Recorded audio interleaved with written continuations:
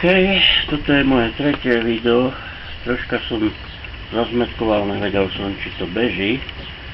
Ešte som zabudol, keď som predstavoval tento nôž minule, vyskúšať jeho ostrosť. Ešte som ho teda ja nebrusil, lebo prišiel dosť ostrý.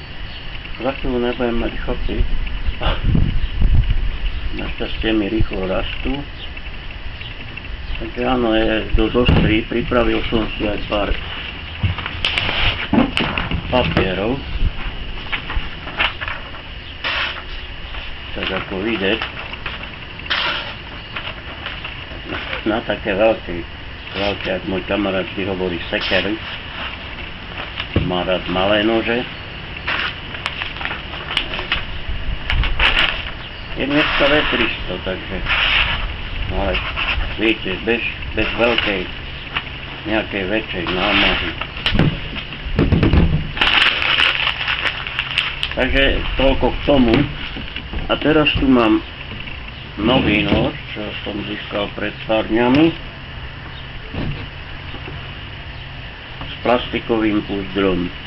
Tag-Lock systém. Tag-Lock, veľa z vás to pozná, keď sa zaujíma o tieto veci. Skrátka, dvomi šroubmi drží to plastikové púzdro, zapnete na opasok, dá sa nadstaviť, mám dva tieto medzičlánky, takže keď máte úzky opasok, dáte ďalší sem na úzky opasok, alebo keď máte veľmi široký, posunete až dolu, tu nedáte nič, na opasok zaklikne, dobre drží.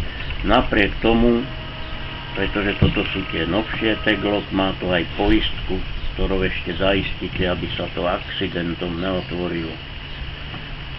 Veľmi pekný nož, sa mi páči, to plastikové púzdro sedí tam perfektne, nikto nevytratí, ani nehrká, ľahko sa vytiahne. Páči sa mi tento agresívny typ od čepelí. Čepel je široká, pokiaľ si pamätám, som to meral asi 1,5 inča, takže 4 cm, myslím v tom najširšom. Je dosť krátka, okay? Má 3,3 inča, je sharp blade, ako sharp, no ostrie, okay? Celá čepel je trošku dlhšia. Čepel sa počíta odtiaľto po špičku, ostrie sa počíta pochopiteľne odtiaľ je brúsený. Veľa nožov tunak môže mať aj pol inča, aj viac, rozdiel. Hlavne tops nože sú známe. Ručka je zohnutá dolu, takže sa príjemne drží v akejkoľvek pozícii. Ručka je dosť veľká. Túto ručku by som rád mal na tom noži Kudamen, čo som aspoň tú veľkosť, nemyslím shape. Shape je na tejto OK, iba keby to bolo trošku dlhšie. Ale to len pre mňa, keď má niekto žena alebo mladší človek, má menšie ruky, nevydreté, tak by mu sedel presne, to som iba ja. Ale tento mi sedí, okay? Pretože je aj tá kontúr, to zahnutie tu, tak mi presne tam prsty zapadnú, takže držím, okay? Palec môžem mať tu alebo hore. Tiež je tu drážkovanie, aby sa, sa opieram o stôl, sa hýbe kamera, aby tieto drážkovanie, aby sa nešmýkal prst. Ten neprišiel veľmi ostrý, ešte než, no neviem, či to je vôbec vidieť na kamere. Je, no tak, ale ešte ho dobrúsim, a potom to bude ako britva. Výrobca je Boker a Boker robí viacej nožov, ktoré má viac divízií, tak ako Fox má Military Division, tak Boker vyrába určité nože, ktoré volajú Boker Plus. Ako plus, jo. A tie sú troška iné, jak tie ostatné Boker. No ale vyrábajú dobré nože, aj v tej normálnej, aj zatváracie, aj pevné, aj všelijaké doplnky.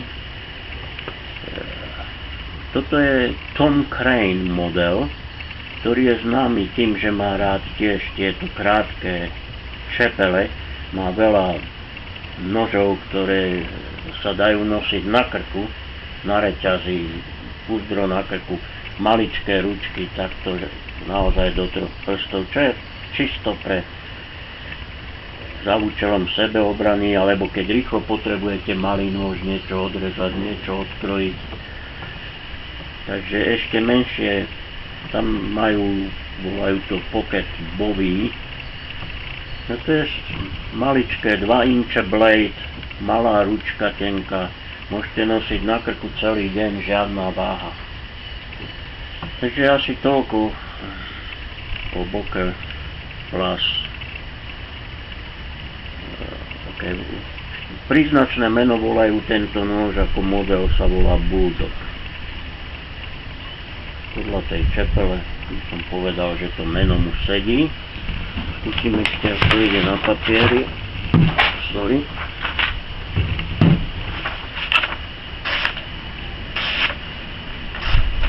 Trošku zaťahuje, takže hovorím, dobre reže vlasy, ale papier reže lepšie ten veľký, ktorý som tu mal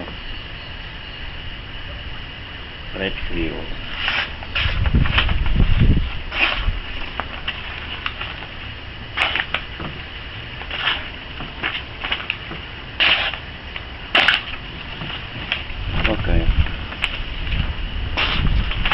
Nič.